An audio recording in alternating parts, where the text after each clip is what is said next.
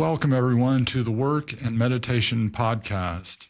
Today, we have a really special guest with us, Mr. Jim Adjan. Jim serves in more than one professional role in his life, but the one that we really want to note at the outset today is his role as the Journey School minister at the Church of Conscious Harmony in Austin, Texas. Over the past couple of episodes, we've had people in leadership positions at Church of Conscious Harmony, and we're continuing on in this little mini series with Jim. But we're really pleased to have you on as a guest, Jim, today because you play such an important role with your leadership with the Journey School. So Jim, welcome to the Work and Meditation. Thanks, Roland. It's a joy to be with you here today and grateful for your friendship on the spiritual journey. And I'm glad to be participating with you in this. Well, it's wonderful, Jim. And it's all about the relationships that we've had. And you know, like as I mentioned, we've heard about the Church of Conscious Harmony, and that's our community where we have wonderful relationships there that are outgrowth of our spiritual practices. And today we're really wanting to hear about what the Journey School is and the role that it serves at Church of Conscious Harmony.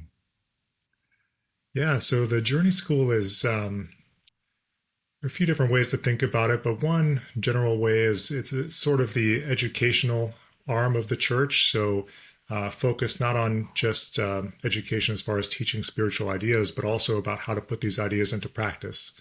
And so there are various ways that we support each other in implementing these things into our lives. And some of that is just classes where we teach content. We share ideas that are useful for the spiritual journey, ideas about ourselves and about the tradition.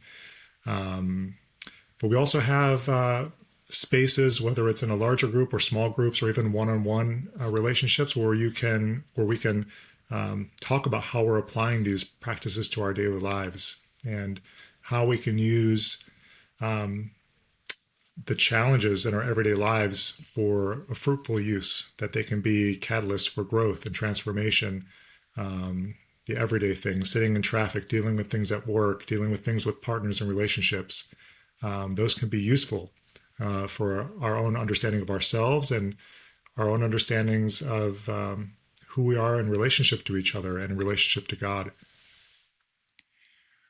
Well, so maybe talk about the practicalities, starting the Journey School. It's an online offering, isn't it? That's right. So in general, it is for people anywhere. So people can participate online, and it centers around a Thursday night class. So we meet on Thursday nights from 7 to 8:30 Central Time. And the class typically starts off with a little bit of a guided meditation and a period of Lectio Divina, or just meditative listening of scripture or some kind of meaningful passages. And then we every week we have someone from our community or sometimes outside of the community give a presentation about a particular topic, about some aspect of the spiritual journey. And there's usually some time for sharing and discussion too in those. And then that morning before the class, there's an email that comes out. And then that's sort of sets the stage for the class that night and provides some more context. And usually it's filled with really useful readings, excerpts from other wisdom teachers in the tradition. Sometimes some of the terminology that we use at the church might be new to people. So we have a glossary with hyperlinks, for some of the terms that might be unfamiliar.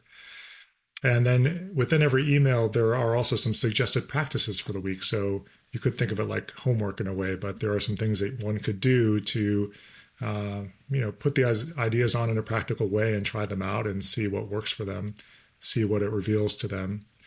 But there are some other offerings too throughout the week. So on Monday nights, there's a different class that's based on Maurice Nicol's commentaries on the teachings of Gurdjieff and Ouspensky. And so Maurice Nicol was a psychiatrist, a British psychiatrist who was originally an understudy of Carl Jung, and got in touch with George Gurdjieff and his teachings, and really took them on and started to teach them, but did it more specifically through a Christian lens, using more Christian terminology and reinterpreting the Gospels and other common stories from the Bible in ways that are more psychologically oriented, that are more applied to our own inner work and our inner development. And so that class on Monday nights specifically centers around that.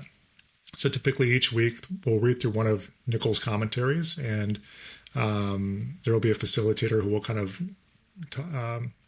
unpack it, help it to be more digestible and understandable. And also that Monday night class specifically has a lot of openness around sharing and dialogue, and that's a wonderful way to get some initial exposure to the Gurdjieff work from a Christian perspective on Monday nights. Throughout the week, there are small groups. We call them journey groups that meet. So these groups are anywhere from 5 to 8 people who are all on the journey together.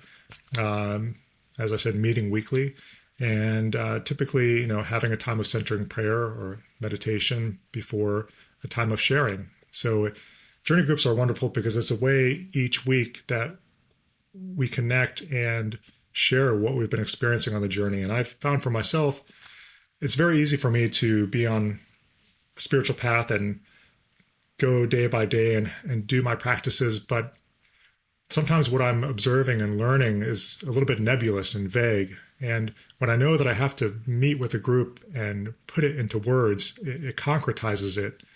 And so it helps me from an accountability standpoint with my own relationship to the work.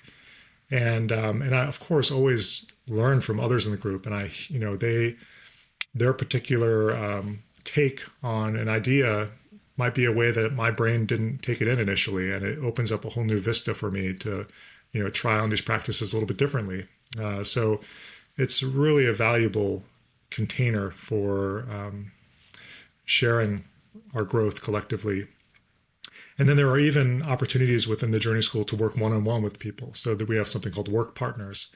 So that's a kind of relationship that and all these things go on for usually an annual commitment. So people join up in January and run through December. And a work partner relationship is, generally speaking, two people, what we would say in the work, who are trying on these psycho-spiritual practices of self-observation, not identifying with what they observe in these parts of ourselves, and we can talk more about that. But having someone that most days of the week you're connecting with them, maybe having a brief phone call in the morning and checking in with your work partner and saying, this is what I observed yesterday. This is what I feel called to work on today. So this is my aim for the day. So it's an opportunity to declare, this is what I feel called to focus on my spiritual journey today. And your work partner bears witness to that. Perhaps they'll pray for you in that. And they're there to lend an ear when needed. Well, I didn't fully appreciate, honestly, Jim, how the Journey School doesn't only cover the Thursday night offering, but it has these other components, the Monday class, the other, I guess, some of the other classes as well, the groups, the small groups, and then the one-on-one relationship that's offered. And so that's all falling under, the purview of your leadership. Yeah. And I see myself just as, I'm a student of the work, I'm learning as I go. And, there's a lot of collective wisdom in the school. And it's, I just see myself as, administrator in a sense, and also just holding center of intention for what the school is meant to be. But there are incredibly wise teachers within the school, and we have some friends outside of the school that come in and teach us. And but it's very much, although there's a structure to it, it is a living organism with shared intelligence and wisdom. And it's going to be continually evolving year by year. And so I really feel like ultimately the Holy Spirit is the one that is just guiding this. And we're just trying to listen and discern, how we can support the Spirit's efforts on this planet, the Spirit's wish for a higher level of consciousness and people that are more, intimately related to God on a day-to-day basis. And that's so, to me, ultimately, it's the Holy Spirit who's really leading this process. Well, that's great. It shows your fundamental humility, Jim, and I appreciate that for sure. And I'm so thankful for the Journey School, and Church of Conscious Harmony has been so intentional about having the website be such a great resource, and this is something that is offered continuously, available online, the school, all these offerings. And I think, for sure we saw in COVID how important it is to have that be available. But I think it does such a great job at creating a community at Church of Conscious Harmony. We do have the in-person offerings, and we have the services every Sunday, but I know every Sunday nearly as many people participate online as they do in person. Truly, yeah. Yeah, there is a growing hunger for this kind of spirituality, for contemplative spirituality, for a practical spirituality that actually supports the transformation, facilitates the transformation. I mean, ultimately, in my mind, it's the grace of the Spirit that allows us to be transformed, that does transform us. But there are things we can do to till the soil, perhaps you could say, to create more fertile ground for that transformation. Yeah, we participate, and that's always been, I think, in Christian theology, the role that we play in working out our own salvation. Obviously, we can't be saved. We can't, make our way to heaven by following some rule book. I think if anybody is honest with themselves, they'll know that it's impossible. But I think, the Christian church historically has had like this sort of idea of, well, you better observe this morality or else you're going to hell. But what we've got is just some really practical tools that are great resources for us to understand that the grace that's available, the help that's available to us, and looking beyond that mentality about following rules, but it's really all about this transformative process. And I think one of the greatest tools or terms that I learned about in the Journey School early on was the idea of metanoia. And that's something that we haven't talked about on the episode, on any episode so far. But I thought the thought occurred to me that it's such a fundamental term, and it's used so frequently in Christian circles, but it's a term that is wrongly translated as repentance. Mm-hmm. Maybe you could speak to a little bit about what metanoia means. Yeah, boy, that's a good one. I have to credit Maurice Nicoll for just helping me, his writings to help me re-understand what that term means and how it could be understood in a better way, healthier way. As you said, this term metanoia, typically translated as repent, that my perception of that is that that's created a lot of maybe spiritual harm, translating it that way. And the origin of that word, meta and metanoia, so meta is related to transformation, change, like metamorphosis of a butterfly. Noia is related to a word that means like the spiritual intellect or mind, so it's saying, the transformation of your mind. It's a radical transformation of who we are and how we relate to the world and to God, and our understanding of all those things. And that's what we're being called to. We're not being shamed into a particular way of being different. We're being invited to be transformed into the fullness of what's possible for us as creatures of God. And Father Thomas Keating, who's a big influence on our community, who is one of the co-developers of centering prayer, he would interpret metanoia as changing the direction one is looking for happiness. And so, we have these programs that we've, just being a part of the human condition, we have these drives, which are not bad things, but these drives for survival and security. the drive for affection and esteem, the drive towards power and control. Those are just natural things of being a human animal. But we can become over-identified with them, or they, perhaps if one of those needs wasn't met, in a healthy way early in our life, we might have some distorted ways of trying to fulfill those needs in an outsized way. And so ultimately, I think what the spiritual journey is inviting me to is to realize that, those things are all good and all that, but I'm being invited to put my trust in a higher source, a higher source that is not transient and that's not impermanent like things in the world. So what is my ultimate source of security? Where do I feel this ultimate sense of affection? Where do I sense a healthy degree of control over life in the sense that there's meaning to it, that it's not just pure chaos?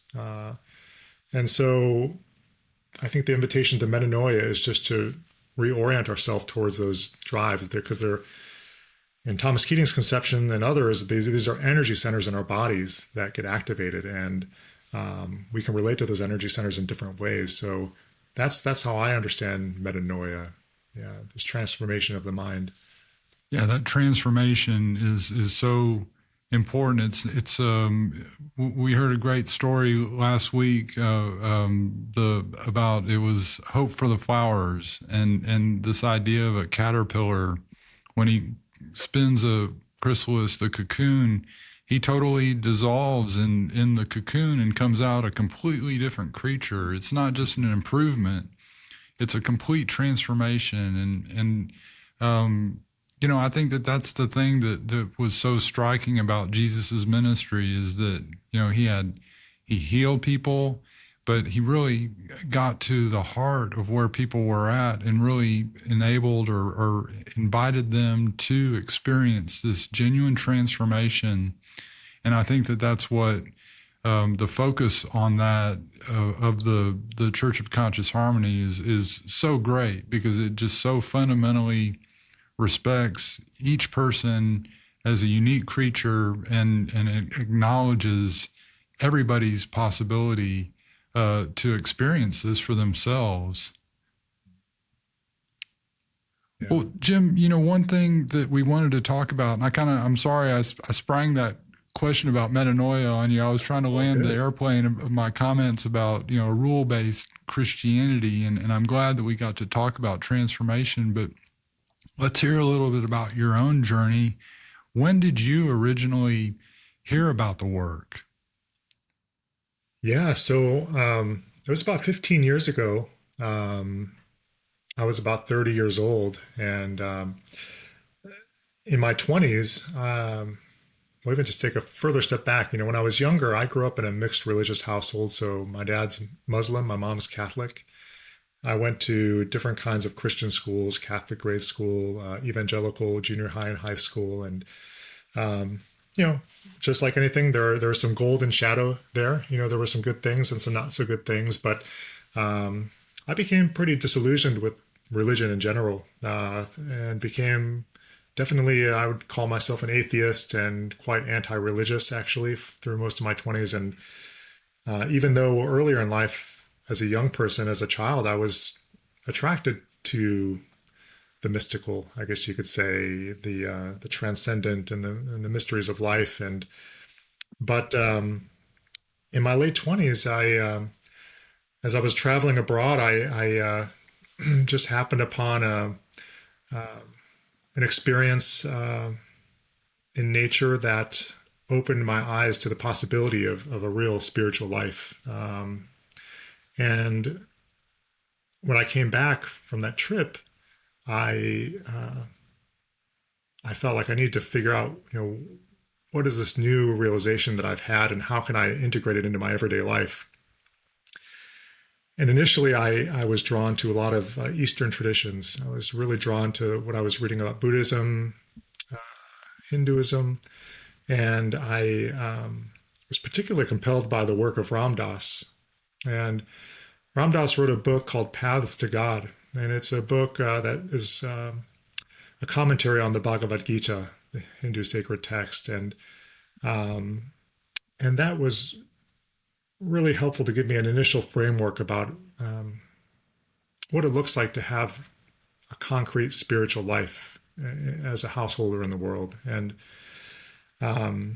shortly after that, I moved to Austin, and after I had gotten here, it's a bit of a long story, but a friend of a friend gave me a book by Thomas Merton called No Man is an Island. And that was my first awareness that there was even a contemplative dimension to Christianity. I thought anything related to self-awareness, meditation, that was all the purview of these Eastern traditions. And so I just couldn't believe what I was reading. It was really opening not just my mind, but my heart too. And I felt a goodness in it. And shortly thereafter, within about 2 weeks, I was just driving down the road and I saw the church out of the corner of my eye as I was driving. And so I went to check out the church, and at the time there was a bookstore. And the first book I saw when I walked in was Be Here Now by Ram Dass. And so that just felt like quite a confirmation and synchronicity that I was on the right path. But I met one of my first work teachers there named Mimi, and in the bookstore that day. And she was my initial gateway into the work of inner Christianity. And through her, she turned me on to different books and teachers, and I started attending. At that time, there was a Thursday night class in person on the commentaries of Dr. Nichols' commentaries, and so yeah, that was right around 2010, and I at the time I was also able to participate in a small group. We called them second line groups at the time, and I had a work partner, and so these general structures within the church have been there. There's been this wisdom of having a larger class, having small groups, and having one-on-one relationships. That's been part of the church culture for a while. And but I really just enjoyed the way Dr. Nichol writes in the commentaries. He's straightforward but tender and direct, and it just helped me to see that it's very easy for me to be sleepwalking through life, just to be robotic and mechanical. And I believe that God calls us to be these free creatures, these free beings who are tapped into a higher intelligence that can discern a higher will. And I think in order to be receptive to that higher guidance, I have to separate myself from the ordinary conditioning and patterning that comes from my childhood programming, from cultural programming, from my own self-reinforcing ruminations, and to be able to step back. I think what really helped me was not just the work, but the confluence of the work and centering prayer and meditation, because up until that point in life, I was very depressed and anxious especially in my 20s, and I had a very hyperactive mind. There was always just things swirling around, and usually self-critical, and I started to realize that as I sat in the silence, both in centering prayer and also just in my everyday life, starting to pay attention to myself as a third-party observer, that this separation started to develop inside myself. Not a dissociation, but just a greater awareness that that there is something deeper inside of me that witnesses all these tumultuous weather patterns on the surface. And so I don't have to believe everything that my mind says. That's part of the metanoia process. I don't have to listen to all those negative thoughts. I have a right not to be negative. And that was very empowering. And I think just getting a taste of that inner separation, a taste of that divine empowerment, just made me even more committed to this path that once I got a taste of that, I can't go back to my ordinary way of living. I just want to go deeper with it and give myself more to it.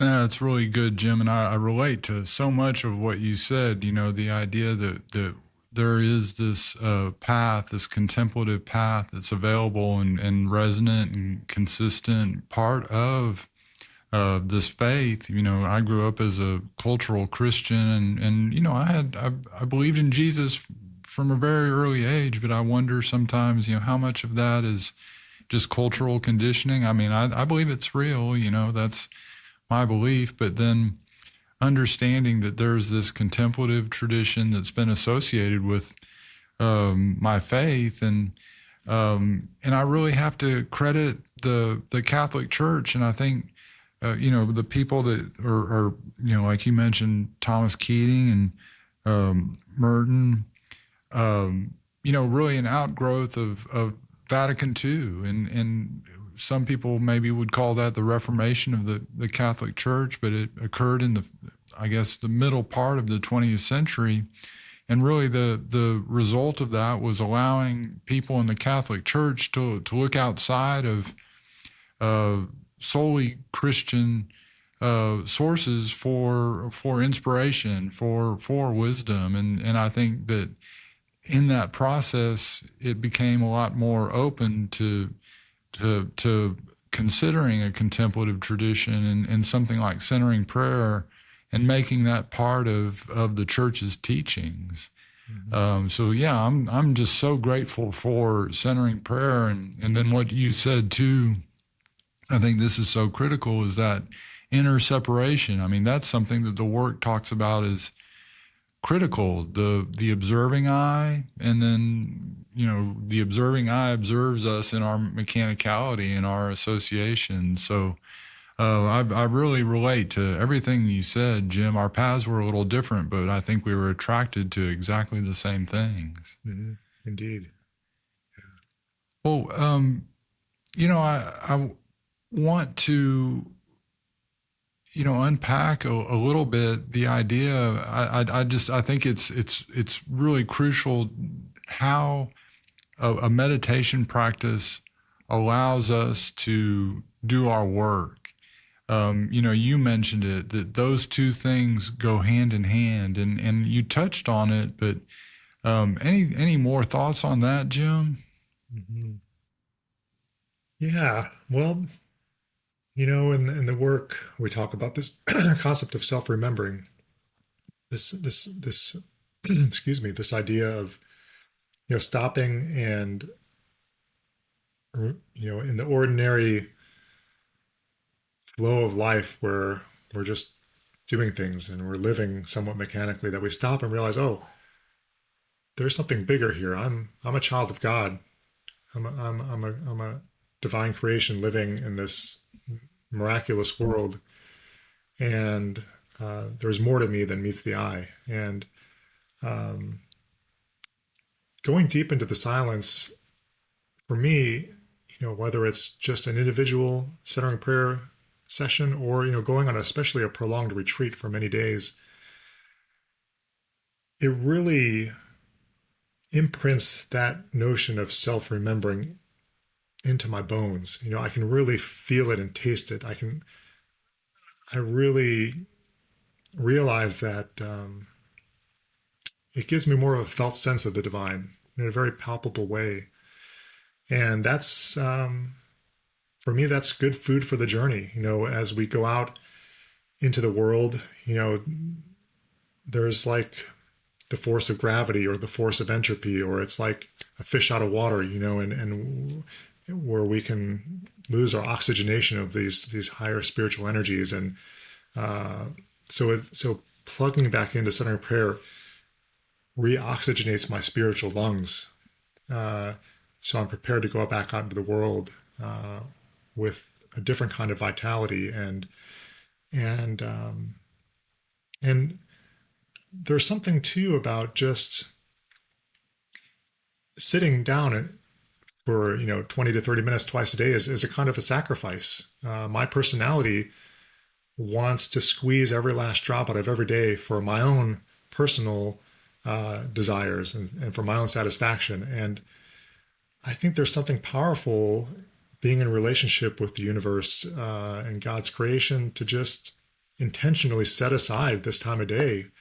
And just, when we're consenting to God's presence in action, I'm basically saying, God, this time is yours and I am yours. And you just, whatever you want to do with this time, it's all about you. And that just sets, I think, a right orientation for going out into the world and doing my work wholeheartedly. Yeah, that's the beautiful thing about centering prayer is it's not just meditation, but it's meditation with intention. The intention is to surrender our experience to the universe. And when you were describing that, Jim, I thought about this concept of tithing. We're a tithing church for sure at Church of Conscious Harmony, and most people think about tithing in terms of, me writing a check, me giving money to the church. And the traditional concept from biblical times, it was you give 10%, and however you measure that. But I've thought about how centering prayer and prayer generally, for sure this applies, but centering prayer, we do it for, defined periods every day. And that's a tithe of our time, right? 100%. Yeah. That's, I think about it that way often. And we know that, God can do more with our 90% than we can do on our own with 100%. And that's really the philosophy that we are surrendering our experience to the universe and the belief that the universe sees us, and there's a benevolence there that knows each one of us and cares for each one of us and wants to provide for this transformation. And it's just a beautiful thing. The purpose, one other thought that I'd be interested in hearing you, expound on this is I've heard that centering prayer has the purpose of purifying our emotional center. Would you say that that's accurate? Yeah, I think that's a big part of what it can do. And that ties in very much with the work. A lot of people also say about the work that a big aim of the work is to purify this emotional center. And I think one of the ways, specifically with centering prayer, the way that looks is that as we get into these places of deep, deep rest, as we really not just the usual physiological relaxation and settling down in a quiet, tranquil spot, but we start to let go at really deep levels inside of our psycho-spiritual core, the energetic essence of who we are deep down. And when that starts to release, there are things that can come to the surface that we might not have looked at for a long time. Things from our childhood, traumas of various kinds, other kinds of attachments, disappointments, angers, anything like that. And so over time, as we relax, those things can come up to the surface. So in the work of center prayer, we would call that the unloading of the unconscious. That's the way it's described. And so sometimes after, especially, it can happen just in one center prayer session, but sometimes, especially after a long retreat, people experience certain phenomena where there is this release, and it can look like tears. It can look like laughter. It can look like dreams of certain kinds, just emotional upheavals, large and small, that can come out of nowhere that are unfamiliar. And so we always encourage people in center prayer that those things are normal, and it's pretty much inevitable for most of us that that's going to happen at some point. But it's good. That is one of the reasons why it's good, I believe, to have some kind of fellowship, some kind of community around a prayer practice. It's joining a local centering prayer group, or having some kind of spiritual community, or just finding an individual spiritual director who can just sit with you and help you navigate that, what's coming up. But as we do that, there is an interior purification that happens, and is largely around this, what we would call our emotional center in the body. Well, you make a great point, and it just there's an exclamation point on the idea that the Church of Conscious Harmony has all these online offerings, and the Journey School is one of them. But then the other thing that we've got is the online centering prayer times. And so all these resources and those online times are important. There'll be a number of people on those calls, 20, 30, 40. And that's a place where we encourage each other to participate in this prayer. And that's just my alarm to remind me about the 6 o'clock time that I've got set daily. But anyway, it's great to know that we have so many resources, so many things available to us through Church of Conscious Harmony that really do facilitate our work and our centering prayer. Well, Jim, we're coming up on 35 minutes. We've been talking now, and we want to be respectful of our audience time, but just any parting thoughts or any ideas that we haven't covered, or maybe something that we touched on but needs a little further explanation, just leave it open to you at this point, and then we can kind of move towards signing off. Yeah, thanks, Roland. Well, what's helping to be in this moment is just an encouragement, a word of encouragement that I believe that the Spirit is working globally to help to invite each of us to transform, to awaken, to become more consciously loving beings and in our own way. And that takes constant work and usually friends to help us with that. And but I do believe that wherever you are, whatever religious tradition you come from, God is infinitely creative, and God can customize a path just for you, whether it's the Church of Conscious Harmony or elsewhere. I just believe that when we take that first step of sincerely seeking a higher way of being, seeking a deeper truth, that's where providence shows up. That's where the right teachings and teacher and groups of people, your tribe, might emerge. So I just encourage that if you're drawn to this kind of spirituality, of course, you're very much invited to check out the Church of Conscious Harmony. But I just encourage you to know that I believe that impulse in you is actually God in you, that is wanting to manifest in this world through you. And whatever it is, as long as you just have a willing heart and just put your attention on it and just put one foot in front of the other, that a path will open for you.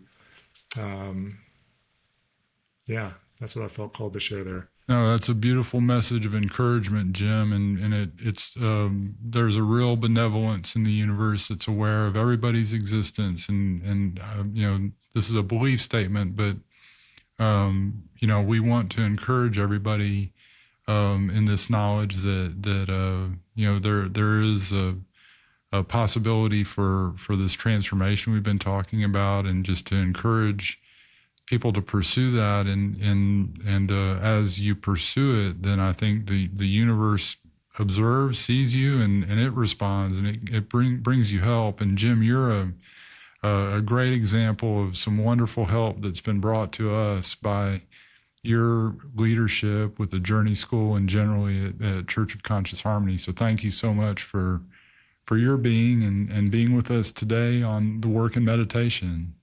Yeah, you're welcome, Roland. Thank you for the invitation to be here, and thank you for your work. It's important. Thank you. Well, this has been great, Jim, and we'll maybe have some further conversations in the future, maybe come on again as a guest. But in any event, everybody, let's wind up this episode, and thank you for being with us today. If you find this encouraging to you, we'll make sure that we put a link to the Church of Conscious Harmony's website in the notes in the description of this video, so you can go and check out the Church of Conscious Harmony, everything that it's offering online. And I know that you would be able to find a link to the Journey School in that. And in any event, we will sign off until next time. If you like this video, please hit the like button, and you can subscribe to the channel as well. That'll help us out. We really want to make this a thing, a instrument to spread knowledge about the work and meditation. And I know that Jim and I share the goal that we want to be part of alleviating suffering in the world, and we've experienced alleviation of suffering in our own lives because of these topics that we discuss here, and we believe that it's possible for everybody who hears us. So thank you for being with us today, and we will see you next time.